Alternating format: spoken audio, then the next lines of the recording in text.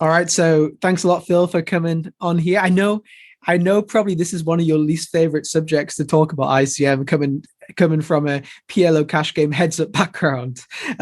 So I felt kind of silly when I was pulling all these clips together. I was like, oh my God, Phil's going to absolutely hate me. It's literally everything he hates about poker. So Um, yeah. I wouldn't say I hate it. I actually think ICM is extremely interesting, an extremely interesting element of poker. What I hate about it is that I'm not good at it. So other than that, though, I find it interesting. Yeah, I think ICM for a lot of people is quite has a lot of mystique about it because I think it's kind of always been accepted from the elite players in the world that ICM is a model which can't really be trusted. It's not a perfect model, it's an imperfect model. So because it's so imperfect, and because we've got more and more tools over the years which are perfect, let's say, like Vision on Reddit once, for example, or PSolve or whatever it may be, these tools are really like they just tell you the right thing to do. Like I think Doug Polk spoke a lot about, in the past, he used to maybe speculate, was he doing the right thing? Was he doing the wrong thing? And then now after sessions, he just knows if he did the right thing or not. But with ICM, there's not really a model which is accepted where, okay, this is going to tell you the right answer, what to do, because of so much future game and whatever else that people kind of think it's interesting and there's mystique about it. But there's maybe better ways to kind of spend your time, or perceived better ways to spend your time studying because you have perfect models, if that makes sense. Yeah, absolutely. So yeah, but at the same time, it's the part of the tournament where you're playing the highest stakes. So let's say you play a $1,000 PLO tournament, and at the start it starts like very low stakes. Maybe by the end, if you get to the final three, you're actually playing like 50,000 PLO kind of thing. Do you know what I mean? So Yeah. 200, 400 PLO. So you're back to the high stakes. So it's actually the part of the tournament which is the most expensive. It's like the highest stakes, but nobody's bankrolled by the time they get to that part of the tournament to play that stakes. But at the same time, nobody really kind of studies it. So it's always kind of been, it's interesting. I think the game has kind of developed a long time in terms of theory, normal theory, like chippy V theory, where people can have a pretty good idea what to do now. But I still feel like ICM is this very part of the tournament where there's a lot of mystique, like, oh, I wonder if we should do this, or I wonder if we should do that. Um, Yeah. so Well, so, I mean, this is nothing new for tournament players, but it's also, coming from a cash game background, there's no situation where my opponent can make a mistake and it hurts me. But obviously in tournaments, that's not at all the case. And it becomes that much more important to know your opponents, so that you don't make an optimal shove, that is not going to work out. for sure, for sure. I think like just like quickly speaking about like now versus when did you first play your first tournament? Do you remember what year it was? I was trying to speculate when I was going through some clips, but I wasn't quite sure. I think I was 19 or 20. So that was 2004, 2005. Well, no, that was a live tournament. I played online starting in 2003, and I actually started with sit and goes. So, I mean, it's 10-handed sit and goes with three spots paying. So I learned ICM early-ish, but obviously that's kind of a simple ICM compared to multi-table tournaments. I never focused on MTTs, but probably 2003 or 2004, first tournament. When you said you learned or you studied, what did this entail? Was it just like I'm not sure what calculators were around then, or was it just like kind of speaking to players and trying to work it out? Or Let me try to. So the 2+2 forums, there was a sit and go forum that there was a lot of discussion in. I know a piece of software I used. I'm trying to remember if it included ICM or not. It definitely did push fold math, but you would enter the calling range for each position manually. And then it would tell you what you can shove profitably. And I think it would maybe quiz you as well with that. But obviously you had to put in all the inputs. I don't recall if it included ICM or if it was just chip EV. okay, cool. And when these first kind of solvers came out, these calculators, did you like immediately trust them? You think, oh, this is just math, like this must be correct, or did you ever doubt, like, what if this is just telling me the wrong thing? Like, can I really trust whoever made this program? Did you ever have those kind of doubts? Because I feel people have a lot of trust for solvers in general. Like people just assume, and I also, it makes a lot of sense the outputs, but people just assume things like PSolve or whatever else that it's just there's no way it can be wrong, and like the programmers are perfect. Do you know what I mean? I feel like there's a lot of trust in kind of solvers. Was Yeah. when how was it when you were first coming up like that? Well, with solver specifically, I never used a solver until the end of 2019, when I kind of came back to taking high stakes PLO seriously, because obviously PO solver came out well before Munker, and I wasn't playing No Limit, so I just never touched it. And then Munker was out while I was still playing, but it was intimidating to me, so I didn't use it. I continued to play the way that I played. I would watch videos of people who did study solvers, but it wasn't until recently that I used them. And I don't know, I trust them in that. I think if there was something really wrong with them, like the major ones, we would know, because somebody would have figured it out. But with tournaments, it is all, I don't really understand. I guess I actually don't even know what the main tools use now. Like I know Hold'em resources calculator is one. I don't know how they do future game simulation stuff. I have no clue how that works. So I would look into that before forming an opinion. But I know, actually, going back to the really early days, there was a famous online sit and go player by the screen name Gigabet. Okay. And he was considered the best for a very long time. And he had some weird post on 2+2 a long time ago about, and he played MTTs too, about like, I think it was called block theory. And it was about how like different blocks of chips were worth different amounts, not in the traditional way where it's just like, every chip is worth less than the previous one. But I guess it had to do, I don't even know if it made any sense, but it had to do with like, getting to a certain stack is going to make it more likely that you get into a commanding. It's future game, basically. And so I was always I always had that in mind, that it's not, with tournaments specifically, it's just very complex. Yeah. It's actually interesting you said about the tools that they just that people would kind of work out if they were wrong. So Hold'em resources calculator is it's seen now as like kind of the best or the most easiest to use and one of the most sophisticated models. Spades, who's actually helping us do this call right now, he helps a lot, and he's very good with tools, very good with software. And he made a piece of software which basically worked out every push fold situation. So you have 6 big blinds on the button, you click the button, and you can see what the shove range is, and it's a picture of like an HRC output. He basically had every single output all into one kind of document. And this is kind of what people were kind of using. There was like Jennifer as well. There was a bunch of different models, or a bunch of different charts and a bunch of different resources you could use to like look up shoves or whatever it may be, in game, out of game, whatever it may be. But actually, I think this year or last year, people kind of realized that for the last 15 years, this was all incorrect, because what it didn't take into account was people's folding ranges. So if you're playing 9-handed and 7 people fold or 6 people fold and it folds around to the button, then the chances of the button having an ace, or the chances of the blinds having an ace if you don't have an ace in your hand, is going to be very high, because obviously people are opening, ace 10 offsuit, so lots of offsuit aces, and by the time it folds around to the cutoff, they're opening every ace 2 off, ace 3 off, etc. The results in the last, say, 6 months have actually came out, and they are very, very different, substantially different to the results without taking into account the blocker effects, which is actually quite interesting, because a lot of people try to kind of memorize these kind of shoving ranges, or they followed them, perfectly all the time. Whereas now we can see that after 15 years or so, people who were following these were maybe following them incorrectly. Not necessarily from HRC, not necessarily from ISO, but just in general, people, the softwares weren't sophisticated enough to take into account the blocker effects, which is pretty.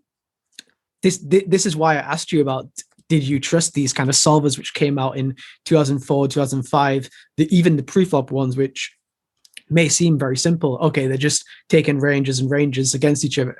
But the blocker effects have actually caused quite a lot of disruption between a lot of like higher stakes groups who study tournaments now. So imagine you'd been playing sit and goes since 2005 and you still played them now, and then you realized everything you'd been learning was kind of somewhat flawed, so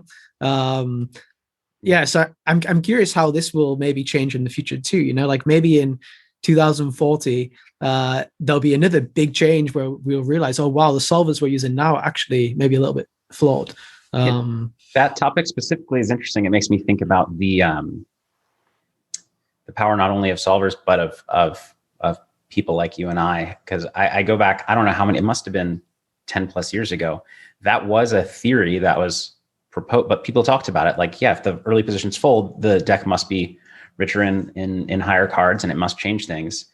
And I don't remember who, I feel like it was Slansky or like somebody came into a thread and was like, this effect is really minimal. Really? And I just trusted that person had worked it out, had done some math. I don't know if it was Clancy specifically, but somebody like it became common knowledge that like, yeah, it's a thing, but basically is negligible effect. And I just believe that because somebody that I trusted as a poker, we didn't call them influencers, but a poker player I respected just said he'd worked it out and it didn't matter. Yeah, so basically HRC now has two features. You can have like the traditional feature, which people have used for the last 15 years or so. And then there's an advanced feature. And I think it has in brackets like test or like some kind of word like test essentially, which is called Monte Carlo simulation. So you basically run the simulation for as many million iterations as you want. And it runs all the hands against each other and takes into account all of the blocker effects.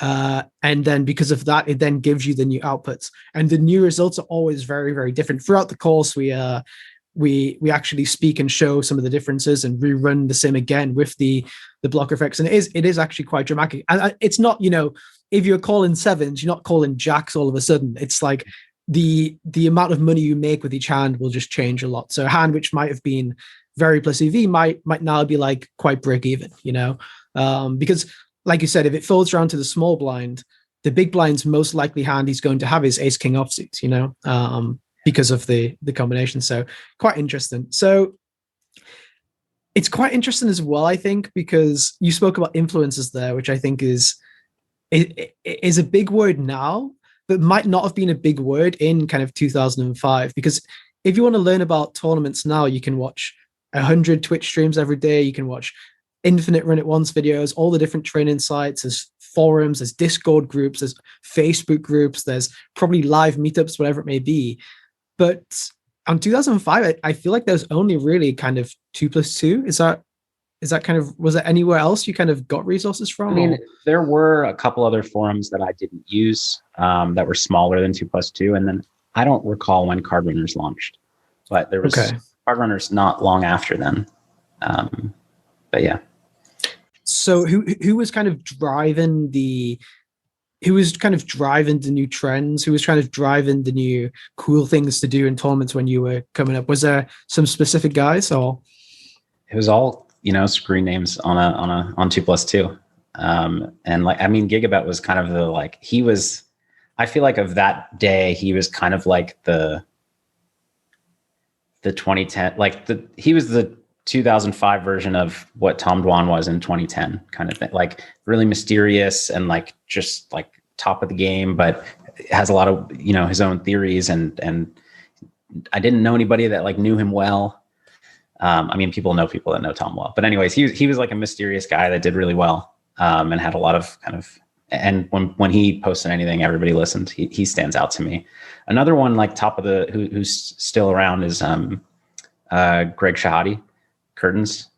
He was crushing the $200 sit and goes when that was the highest stakes, and I always looked up to him, and kind of when he said something, I was like, oh yeah, cool. And, Dolly Man as well.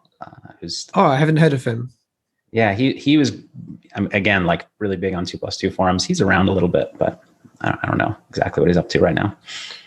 Cool. So you can see this screen, right? The thing here. So something which I think is really interesting straight away from how we used to observe poker or final tables of the World Series.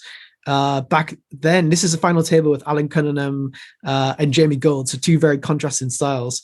You can even see how Alan Cunningham has his chips. They're all very in order. It looks like they haven't been touched for a few orbits, whereas Jamie Gold just had like mountains of chips all over. But something which stands out to me here straight away is we don't see how many chips each player has. We don't see, never mind how many big blinds they have. Like right now, it feels like everything is really processed, so you can kind of try to work out what the best answer was. Whereas in 2005, 2006, the kind of content we consumed, there wasn't really people doubting if it was the right play or not. It was more kind of entertainment, I feel like. Yeah, and there was, the audience was less sophisticated too. They wouldn't know what to do with the chip stack. I mean, yeah, like when I looked at this, my first reaction is, oh, they must be really deep if like stacks aren't relevant to. Yeah. I think this is like 4-handed or something, like 5-handed, like Yeah. really deep. Yeah. So did you used to watch these World Series kind of broadcasts and tried to learn from them at all, or was it always pure kind of entertainment value? It was pure entertainment because there was a shift that went. So for a while, I watched as a recreational player. And then when I started watching I didn't consider myself a pro, but a winning $20 sit and go player, then I was seeing more things that I was pretty sure were mistakes than things that I wanted to learn from. Okay, cool. So always, correct me if I'm wrong, because I was not around this time. So my kind of view, or the way I saw it, was at this time, the kind of leading voices in poker we saw a lot of the time were maybe people like Mike Mattisell, Phil Hellmuth, who they were all kind of, to me at least, like about not going broke. So like, they wouldn't get in a hand like jacks, or like ace king was a drawing hand, like it was seen as a very kind of, I think, quite passive generation who just wanted to maybe only get their money in when they had a set against an amateur's top pair kind of thing. And I feel like coming up myself when I was like 20, 21, watching Poker After Dark, all of this kind of stuff, I was kind of maybe pushed in the direction of like not trying to gamble so much, like playing really, really passive. When you were playing these events, did you feel like that was kind of the meta at the time, or how did you view it? Yeah, basically everybody was, what I perceived at the time, too tight with shoving ranges and calling ranges, like and way too tight with both. And so I thought that, and when they're too tight with calling ranges, then you can be even looser with shoving ranges. Where I was wrong is that, like, what I believed in 2005 is, 10 big blinds or less, you're shoving or folding. You don't have another play. And some other spots, like with facing an open with, I don't know how many big blinds, you didn't call, you just shoved or folded. So those are some things that we now know are not exactly perfect. But basically, I just saw people put not nearly enough money in pre-flop with short stacks. Okay. I guess with deep stacks too, for that matter. But yeah. Yeah. So I feel like, again, I could be wrong. You were more present for sure. I feel like it kind of changed towards around 2010. So you spoke about 2005 and 2010, and I feel like there was this like online generation maybe between those times. Like your Joe Chong, like the kind of it was a very American based group. I think maybe some Europeans had an influence, like, well, Calvin Anderson isn't European, but maybe people like Moorman had kind of an influence here. But it feels like people started to go crazy. So I won't play the hand or anything, but essentially I think this hand went 3-bet, 4-bet, 5-bet. This is free-handed in the WSOP, where Joe Chong is second in chips with a massive stack. John DeHamel's a massive chip leader. Then the third place guy was kind of a short stack, John Raciner, I believe. And DeHamel and Joe were kind of playing chicken almost. It was a game of, okay, who's going to put the last bet in? And eventually Joe puts the last bet in. I think there's this famous clip, I think, of John Raciner chewing the chewing gum, just like getting the $2 million pay jump, whatever it may be. So this to me, looking back, was where I first saw, wow, what are these guys doing? This is crazy. Like, I'd never even comprehended this before. Do you feel like there's a time before this where this happened? Or do you feel like this was kind of the year where it exploded? I guess I wouldn't know the exact year, but there was definitely, what happened in 2005-ish is that most of the non-online pros did not put enough money in. And if you were aggressive, you'd make a ton of money. So like, you should be shoving. I would shove any two from the button in every tournament, and it was plus EV, unless I was up against two very specific opponents with 10 big blinds or less. Like, any two on the button, 10 big blinds, I think for a while was profitable. And so you got a lot of very aggressive people doing very well. And so people got more aggressive. And then, at some point it became, that was at least at short stacks. With deeper stacks, I think it took a while for 3-betting and 4-betting to really happen. I remember, 2005-ish, like even in 6 max cash, you weren't 4-betting. and you weren't three betting without like jacks plus and ace king ace queen. Like, just people didn't do it except for a couple select people who obviously did very well.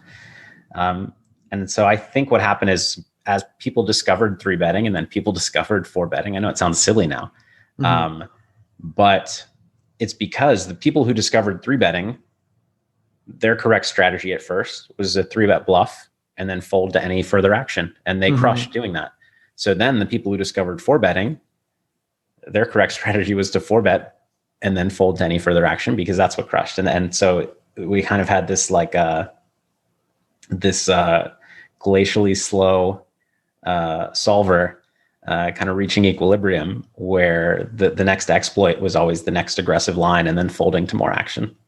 Yeah, that's really interesting the way you phrased it, because first of all, you said people started to open the button really wide, right? And then I guess the next kind of thing is people start free betting the wide button open, and then the button starts to four bet, and then Joe Chung puts in the five bet here, and then it kind of went like that.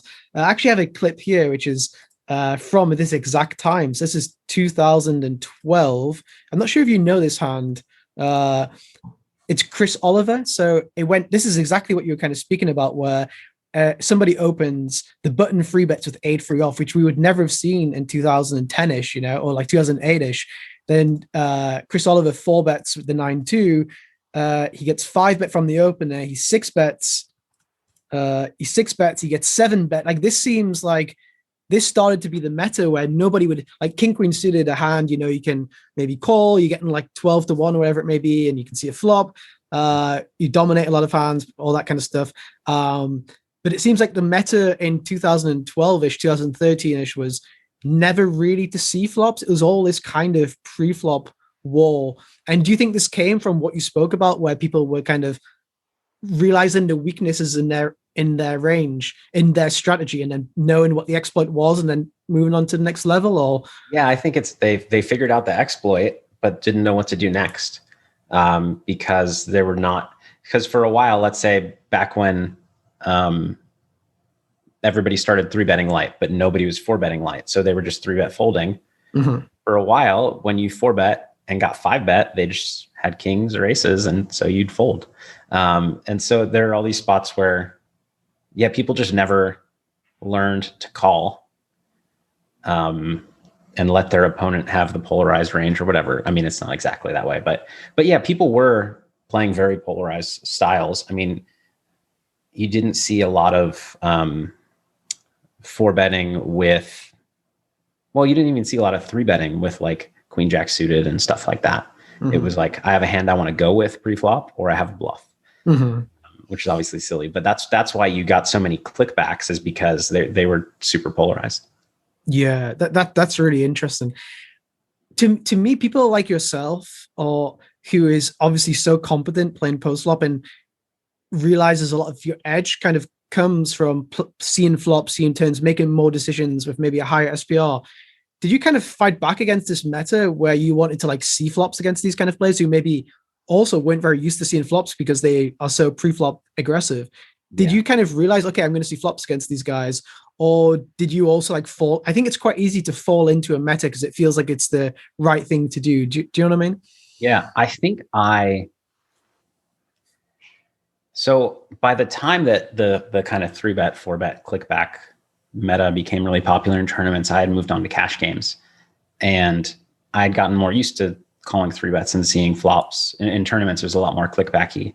Sizings were bigger in cash games. But yeah, there was a period where I felt very competent post flop and knew that these guys didn't. And I rarely four bet. I called a lot of three bets and took the flop. And I think it worked well for me for a while, but then I switched to PLO and I don't play post flop anymore. Interesting. I remember my first ever WSOP main event. I must have been like 2014-ish. Elio Fox, right? He at the time had like this biggest MTT stable. And I remember I opened the cutoff. I'd never played tournaments at this point. I was a cash game player. I opened the cutoff and he free bet me on the button, and I jack 10 suited and I called, and we got to showdown. He was like, wow, you're a cash game player, right? And I was like, yeah, how do you know that? He was like, yeah, because you called my free bet with jack 10. I I was like, what do you want me? I was like, what do you want me to do? And I didn't really understand it because I guess this was post Black Friday, and I hadn't really played against like American aggressive players so much. I was maybe playing more like European cash games on like microgaming and stuff. And I didn't even realize this was so much of a thing. It's quite interesting how quickly metas and dynamics can kind of change.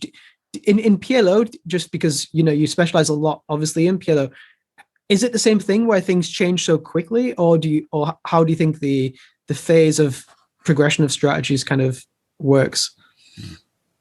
No, I remember the thing about PLO is there was never this preflop dynamic because there was not a lot of preflop folding. Okay. So the dynamics, I can't think of anything that changed at the rate like this did in Hold'em, both cash and tournaments. No, I can't. Okay. Yeah. It's interesting because I know in PLO, I play PLO tournaments, like every scoop or W Cup or whatever. And I kind of saw a difference maybe like 2 years ago where like people started to like fold to four bets. Like in like 2015, if somebody free bets, they would always call the four bets. So like you pot aces and they would like kind of try to spike, hit some two pair or hit some equity and go with it. But playing in the last couple of years, and I play maybe 15 PLO tournaments a year, so I'm far from an expert. So correct me if I'm wrong, kind of thing. But in the last couple of years, it feels like people were like free bet folding, four bet, maybe not so much four bet folding, but there's a lot more like free betting going on and then folding to four bets. I'm gonna look this up because I think I actually can take credit for this. Oh, okay. There was a. I mean, it was before then, but there was a PLO tournament I played, and I recorded it live and released as a run, and it ended up being 15 parts. I think I got second, and I just recorded the whole tournament. And there was a lot of, I talked a lot about how, as part of ICM and PLO tournaments, you need to fold preflop before you get committed, like before you end up with 50% or 40% equity and 2-to-1 odds post flop. And then because like it's more obvious to people in Hold'em, like when it's going in pre-flop, the ICM scenario, but so many times in PLO tournaments pre-flop, you're I'm trying to talk and filter at the same time, and I'm terrible at that. But yeah, so many times in Omaha, you're putting in 20% of your stack, and you're like, oh well, I can fold the flop. I mean, like this is not a big ICM shift to me risking these 20% of my stack, but you just get all in a lot, just due to the nature of how close equity runs post flop in PLO. Yeah, interesting. That sounds perfect. So, do you feel like? Well, the thing is, in Hold'em, limping is actually like seen as very bad in terms of ICM because limping essentially, when you want to limp in any form of poker, I mean, this is how I view it, at least. You limp because you want to expand your range. You want to play a wider range of hands. You limp so you can play more because let's say you want to play 100% of hands, if you raise 100% of hands, your opponent can just free bet you with any two cards and he's going to show a profit because you're going to fold, too much.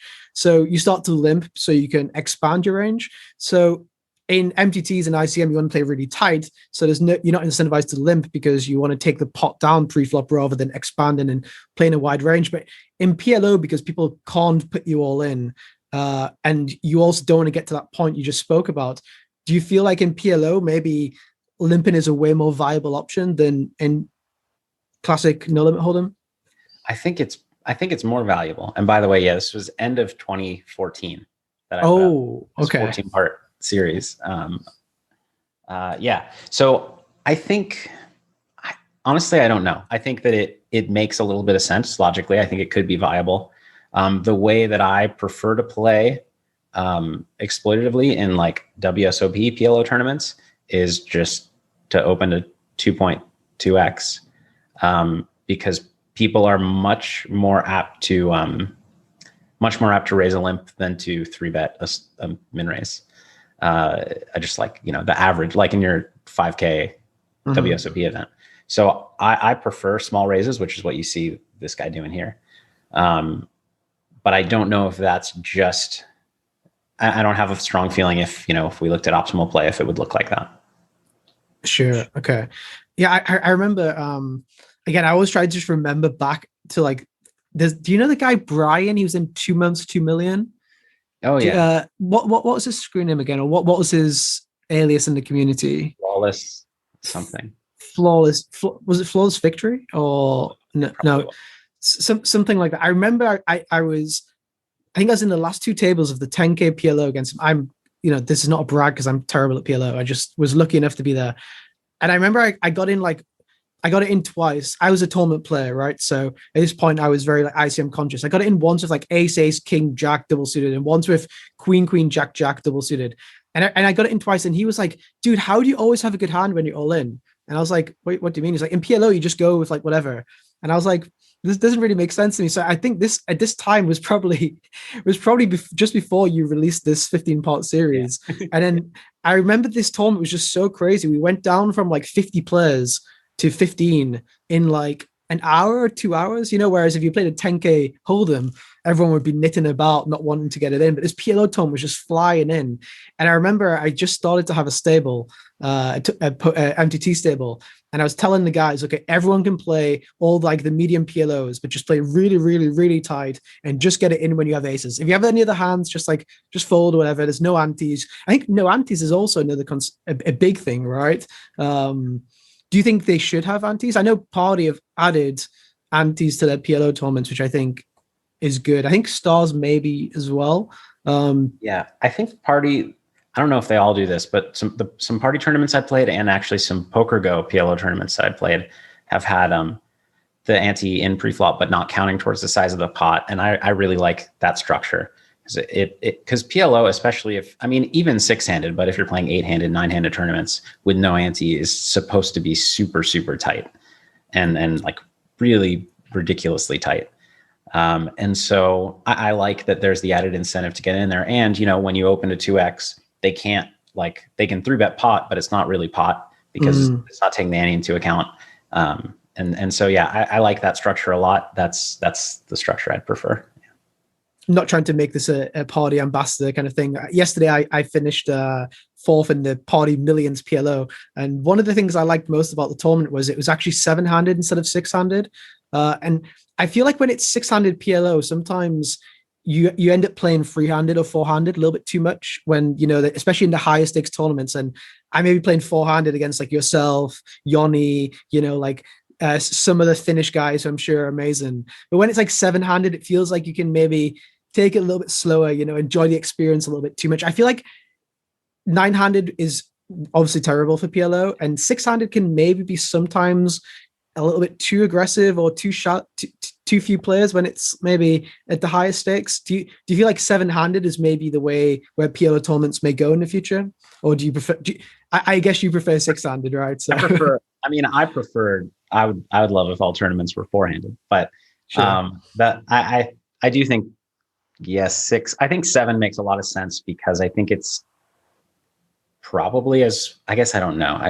But it's probably as far as you could stretch in terms of going shorthanded with some players who are comfortable 9-handed, still being like, okay, I'm comfortable. And I think that's really important. I've always thought, like, not that I'm ever expected to be in a position to do this, but I thought if I ran a live poker room, I would try to make everything 7-handed. But I have to look into that. I don't know the economics of that and how it hurts you, but it's just like, especially in live tournaments, this is way off topic, but it's just so much more comfortable. It's such a better experience with fewer people at the table. Yeah, but I feel like 6 or 5-handed may put people off. But I've never heard anyone complain, oh wow, this is 7-handed, there's too few people. But you do hear people complain about 6-handed because it gets 4-handed, and a lot of people, I can understand why someone won't want to play 4-handed, like a certain style of player. So yeah, that's interesting about PLO. I think about PLO tournaments, do you think I feel like they've maybe regressed a little bit. I feel like 2 or 3 years ago, people expected by now PLO tournaments would be, the thing everyone would want to play. And I feel like that just hasn't quite happened. Yeah. I don't think, I love PLO. I love playing PLO tournaments. I don't think it's a fantastic tournament game just because of how close equity runs. I think a lot of the nice thing about tournaments, it has to do with how much pre-flop edge you can have in Hold'em and kind of the pressure you can apply because, and there's just, I think it's more interesting. Whereas so often in a PLO tournament, it happens in no limit, like you get aces, I get kings, and we're all in. But that kind of thing happens a lot more in PLO, where just we each have something. I have 2-1 on the flop, and I have a flush draw and a pair.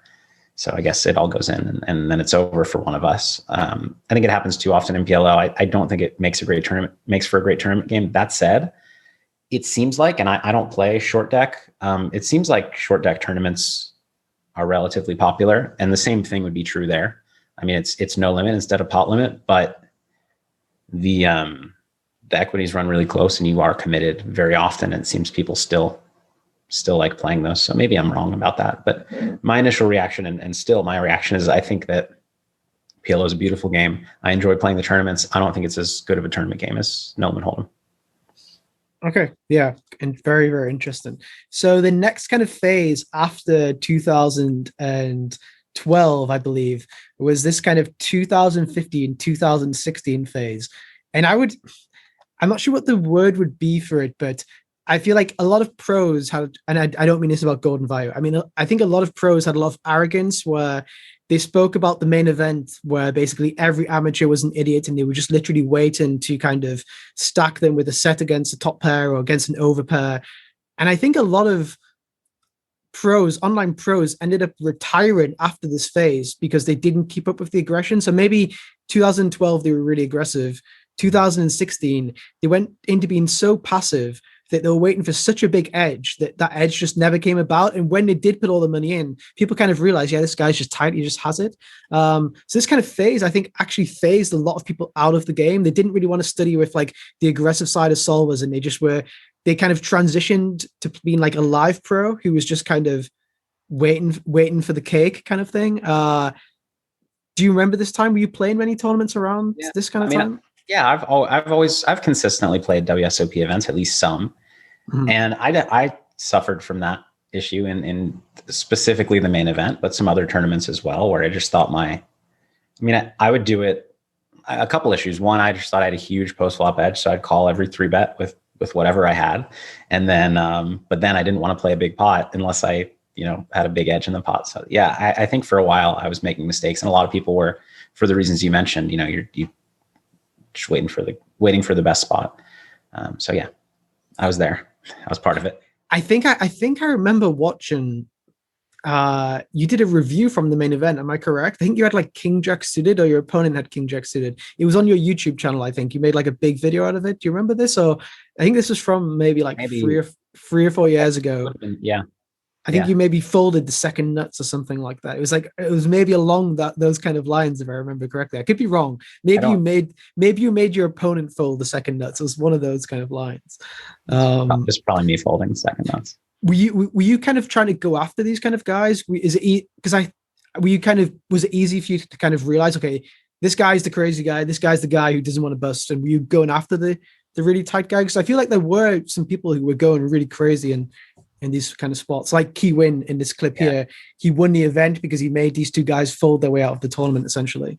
Yeah, I can very much relate to playing in their spot and just continually waiting for a spot, which you just can't do three-handed. I never played enough. I was not a great tournament player. I was an okay tournament player at some points in my career, but mainly I just played WSOP events, and then I played cash games mostly.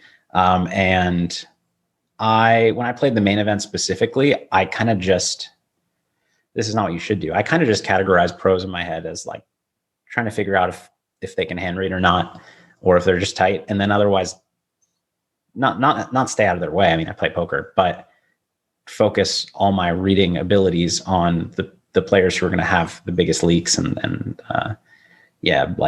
the biggest physical tells. Like I'm not an expert in physical tells, but when you're playing with amateurs, you can find them.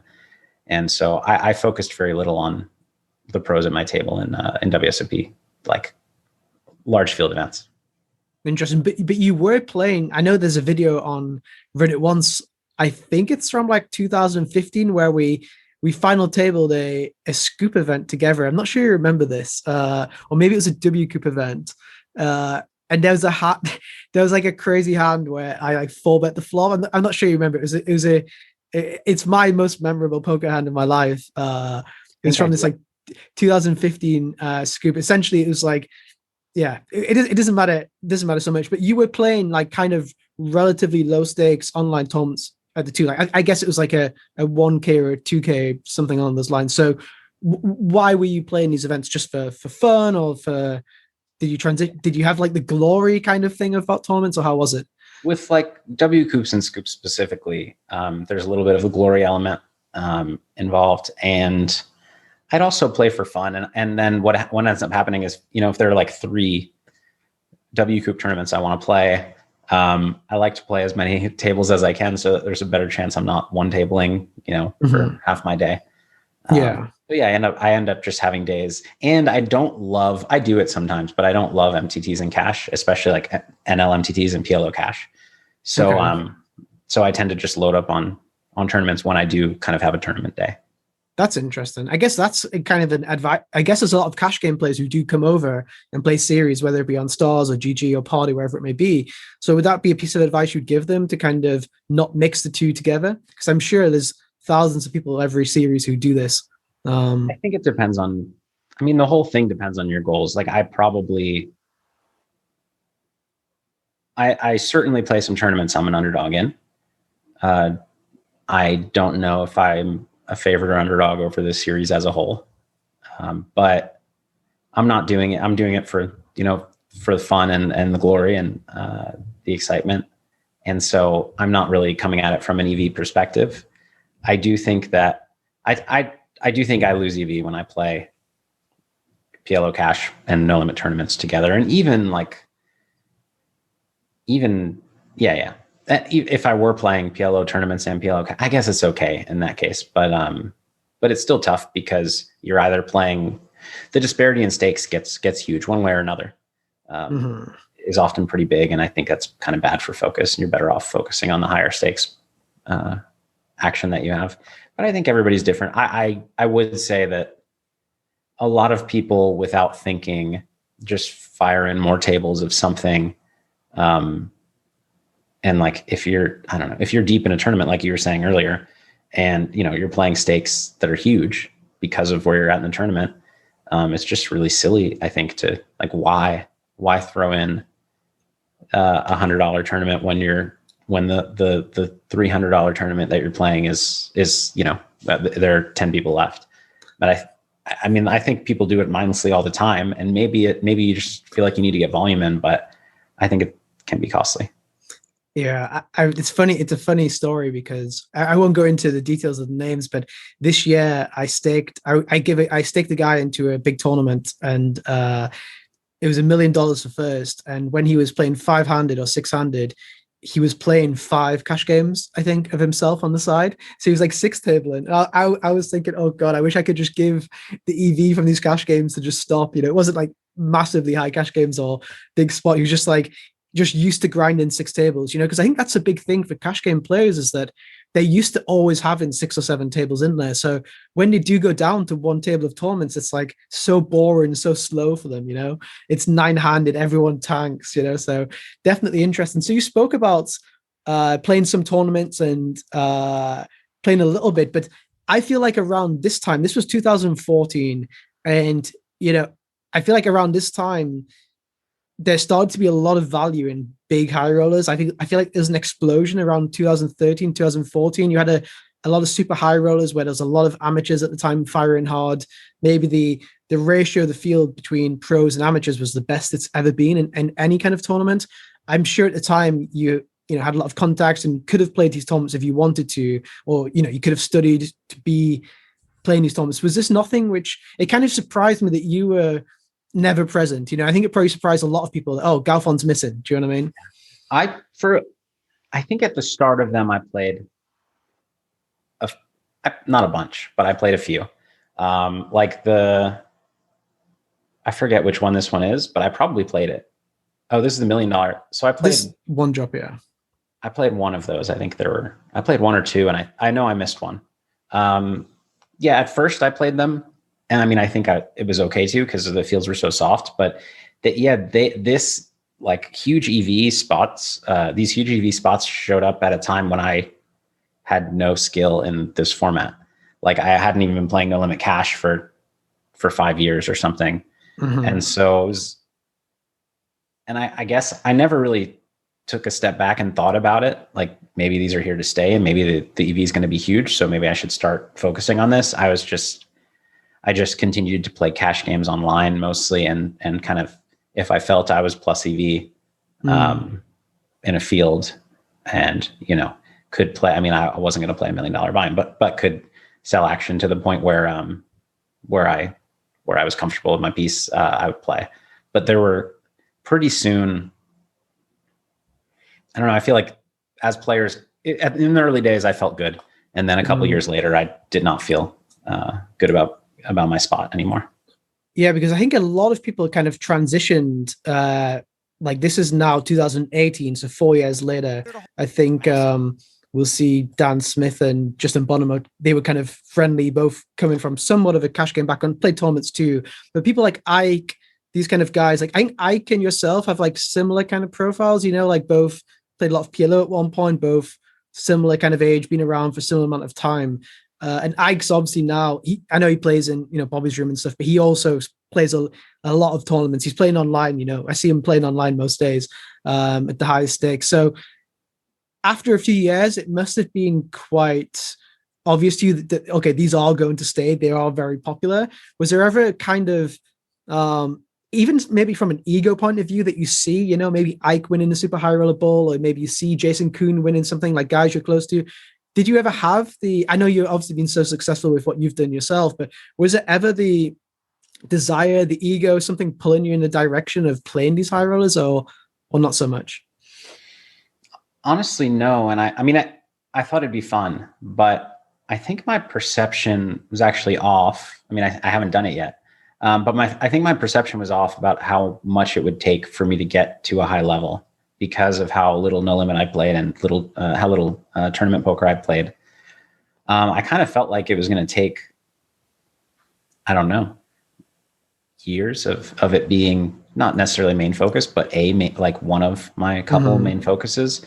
And I think now, having my experience playing these challenges over the last year, like, yes, I was already a PLO player, but I learned a lot of kind of new, like, I was not a PLO player using solvers. So it was at the start of the solver age. But anyways, yeah, like I adapted quicker than I thought that I could to that. And so now in hindsight, I think probably it is something that I could have focused on and learned in a quickly enough that I should have done it. Yeah, and I think this comes across very almost respectful from you. I think the way that I saw it was a lot of cash game players, they kind of came across that, okay, every tournament player is terrible. I will be, well, first of all, they probably would have assumed straight away that they were better than the tournament players. And then second of all, if they weren't already better, they would be better with not too much work. That's kind of how I viewed the cash game players kind of coming into the MTT arena, maybe even correctly, you know?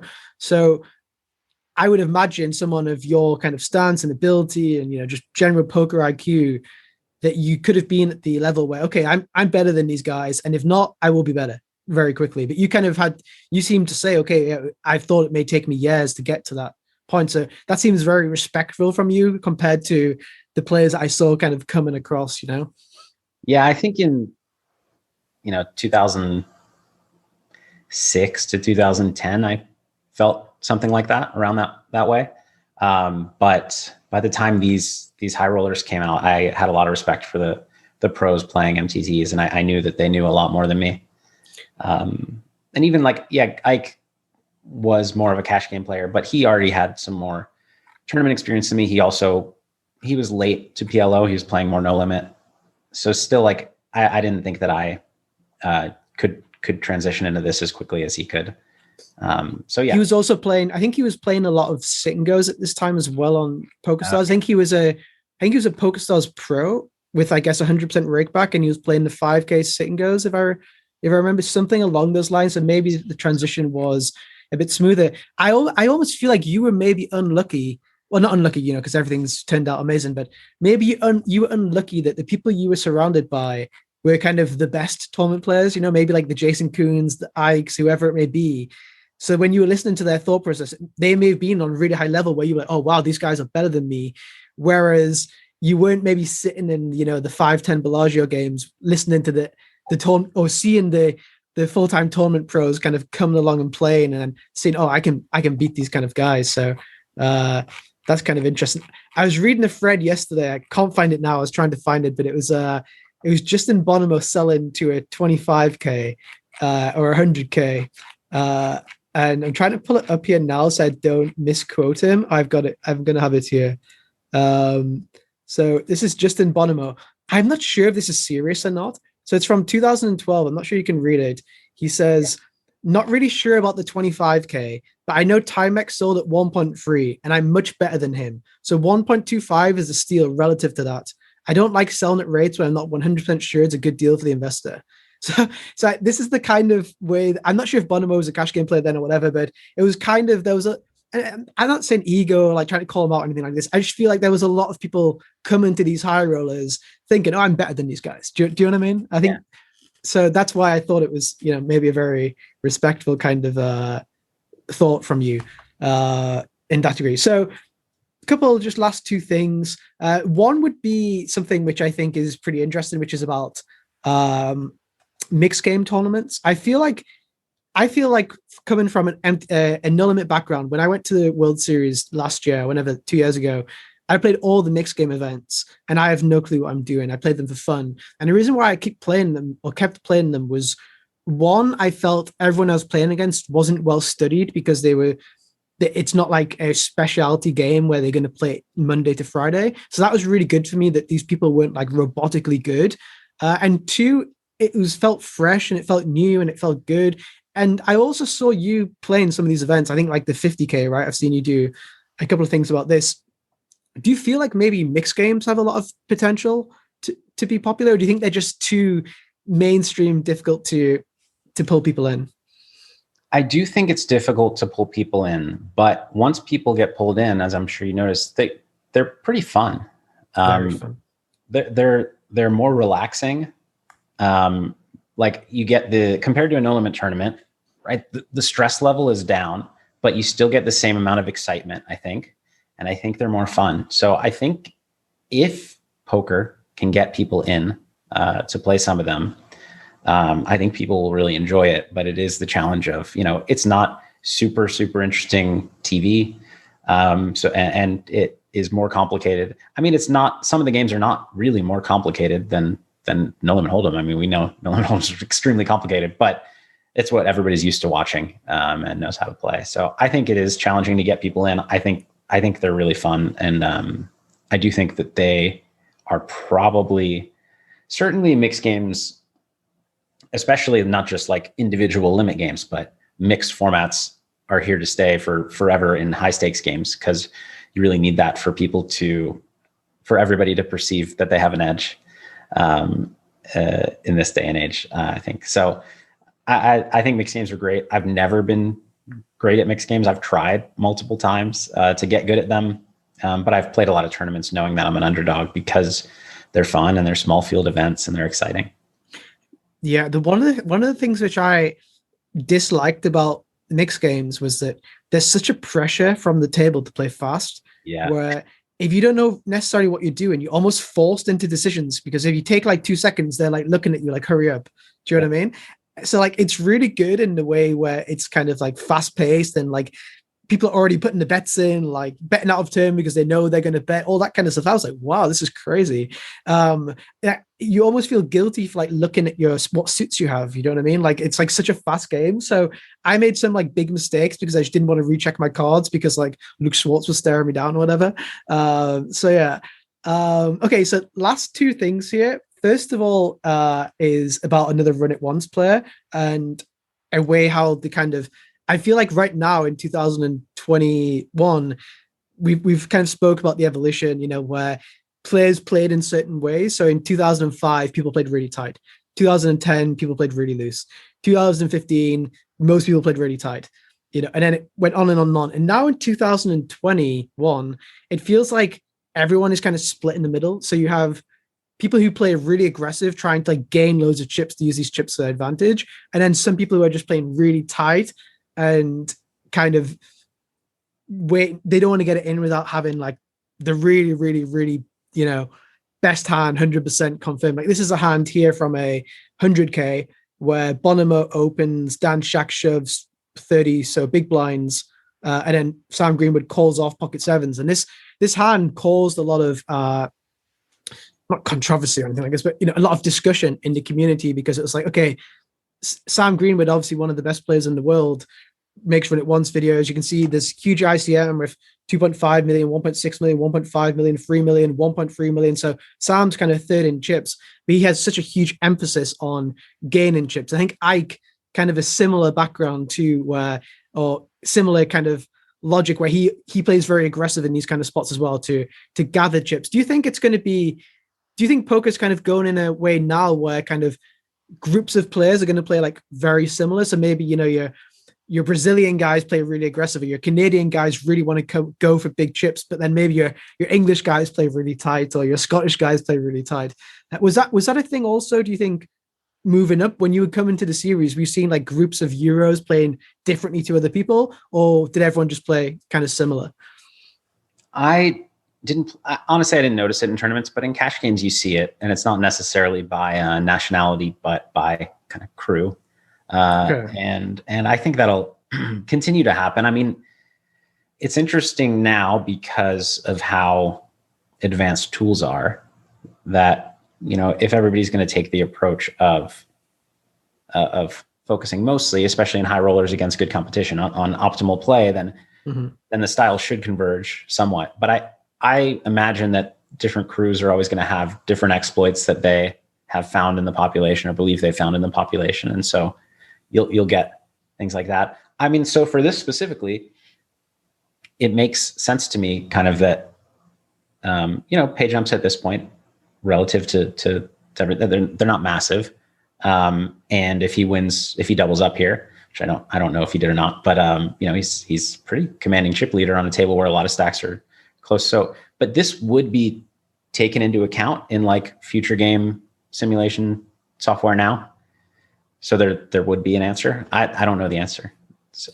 Yeah, it is very interesting. We speak a lot about it in the course, where I feel like what happens is essentially people make the final table, and it's such a huge stage now about final tables. Even on the sites, like here's just a pull it over quickly, but on the sites you get like shiny lights. Do you know what I mean? Like the lights shine up and it's like, wow, this is a big occasion. Like you tweet out, made the final table, or you post on Instagram, final table, you write to your friends, made the final table. That when you get there 9-handed, people like this situation, Sam's in here 8-handed, people are like, oh, we have to play so tight because this is such a big stage. Like this is going to be the biggest stage I'm going to be at for the next 3 months, whatever it may be. The people all do freeze up, and they're so concerned about not being the first one out. And if you look at the pay jumps here from 7th to 6th, it's less than half a buy-in. It's like 40% of a buy-in to the tournament, whereas first place is going to be, 17 buy-ins. So I agree with exactly what you said. And this was kind of what I was trying to push in this direction, that making the final table is cool, but winning the tournament's really cool. Like if you win the tournament, you'll remember this in 5 years. If we're doing another little semi-podcast like this, we will probably speak about when you win. But if you finish 8th instead of 9th, we're probably not going to speak about it, So one kind of tip I would give for people is to maybe gamble a little bit more, like go for it a little bit. If everyone else is playing so tight, and if the current meta is to play really tight and to follow all the tools and to not even take break-even spots because you want to have an edge, then maybe try to kind of push people around a little bit, maybe kind of try to get that command and chip lead. And there's a question which some people asked for me to ask you, which is, you've probably been asked this before, and maybe your answers changed over time, but WSOP main event, first hand, the small blind goes all in blind, what would you call in the big blind? I think that was the most popular question to ask you. It's interesting. I mean, the answer is actually, which it's kind of a cop out, but it depends what else I can go play that day. Okay. Because when I play tournaments, the main event is an important one, but like a lot of times I'll go to but even still, like I'm a 10K buy-in is obviously high stakes, but usually the cash game I'll play is significantly higher stakes. And so I do like in tournaments generally to have a little more variance so that I can build up a stack and have my EV here or go play something else. So I think in that spot in the main event, I certainly wouldn't take a flip. I think I would probably take like 60-40. That's really interesting. I kind of see it very similar. So the way I see it is that your EV in the main event, let's say someone has, say, 30% ROI in the main event, the hours you play on average in that tournament is very long. Like, your hour, people make this tournament to be amazing, but if all the best players are playing, maybe you make even a better hourly playing in the Bellagio cash games, or playing in the Win cash games, or playing whatever other tournament which maybe lasts 1 hour on average or 2 hours on average. So I think a lot of people are really they really try to wait for, people want to fold aces in this kind of spot, which is crazy, so yeah. That was, I'm glad that you said 64. That said, though, there will be, like, imagine a spot where it's day 4 and I'm, fourth in chips, and the field's, still relatively soft, and a stack that covers me shoves in blind. I'm calling tighter there. For sure, yeah. By quite a bit, because now my EV is substantial to the point where, yeah. And you're playing like a $200,000 tournament by this point too, yeah. Right? Okay, so very, very last question. This is you probably haven't seen this, but this is the hand everyone is speaking about at the moment. It just came from 2 days ago or 3 days ago. So we need you to tell us, because the community is not agreeing. So I think if Galfond gives the final answer, we can all accept it. So this is a $10,000 tournament. You know Limitless, right? Victor Malinowski. He is chip leader with 60 big blinds. Yuri, the nerd guy, you may know him from PLO, very, very nice guy. He is second in chips with, say, 50 big blinds. Limitless opens. Yuri free bets the big blind. Limitless calls. Limitless checks the flop. Yuri goes for a bet. Limitless calls. Limitless checks the turn. Yuri goes for a bet. Limitless calls. Rivers of 4, and Limitless open shoves, and Yuri folds a flush. And what we want to know from you is, was Limitless bluffing or value betting on the river here? Or what was it? What was he up to here? I have no idea what's going on.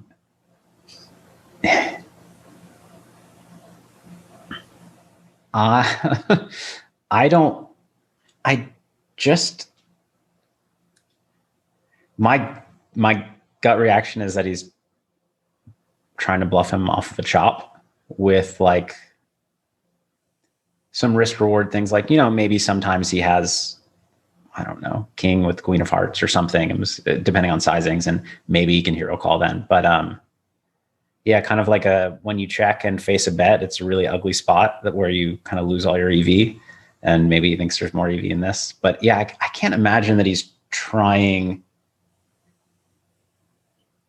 It seems hard for him to be trying to make him fold a better hand. Yeah, so trying to make him fold a chop. It's quite tough for him to be value betting too, right? So everyone's Yuri folded the flush because he didn't think he would be. It's hard to bluff this kind of spot, right? Like, you probably don't have like queen 8 offsuit or something. So I think that's why you would fold a chop. But I think folding this hand is, I get why you would fold this, because it is a weird play. But I think people who say it's value are not entirely wrong. I think it's like he decided this is a better option than checking, and some element of that is you can get called, by a worse hand, but you're not going to get IP to shove his king with the queen of hearts. You're not going to. I don't know. Like it might make sense in well, obviously it can make sense if he's folding 5-high flush, then it definitely makes sense. But yeah, I would think it's when I check and he shoves, my hand's like 0 EV, and this is better than 0 EV. I don't know, but that's an oversimplification, because obviously you can go check and you have a bunch of EV. But yeah. So I think a lot of people who are watching are going to be playing, low stake, probably not playing $10,000 tournaments. So one thing I would say to them, maybe as a tip, is that if you have a really good hand on the river, don't try to necessarily level yourself and try to think too deep, because even at the very, very high stakes, Limitless is one of the highest stakes cash game players in the world. People will make lines which maybe don't make sense in some way, but maybe they just have a reason for doing it. So be very careful folding really big pots. And I think also in this spot's quite interesting, just to quickly finish, is that if Yuri folds now, he's going to be last in chips. But if he calls and is correct, he's going to be in command and chip leader too. So he's going to win the tournament very often, which is another interesting reason for maybe potentially calling. But yeah, I guess we don't have a definite answer still, so the community can still ponder and discuss. I'm curious to see what I'm curious to read what people have said, because it's a really interesting spot. Yeah, or a really interesting play, I should say. Yeah, it is interesting. Okay, so going to end now. Thanks again so much for coming here. People are probably going to have seen 20 clips of you by now from all the evolution of this poker history. So that's good to see. Yeah, thanks a lot. People probably want to hear a little bit your next challenge. Anything sorted out or nothing yet? Oh, I don't know. And this was fun. Thanks for doing this too. No, I don't know. MTT challenge maybe. MTT challenge, that'll be interesting. No, I want another challenge. I'm challenge-less right now, or opponent-less until I get out of the US. I'm trying to find somebody here, but we'll see. I don't know. Cool. So if anyone wants to call Phil out for an MTT challenge, he probably isn't going to accept. But maybe Ali and Sembridge, I know he plays these 25Ks at the area every day and he loves them. He's always posting pictures with him with mountains of chips. So maybe he will call you out or something, but who knows? But yeah, thanks again so much for coming. And yeah, we'll end this now.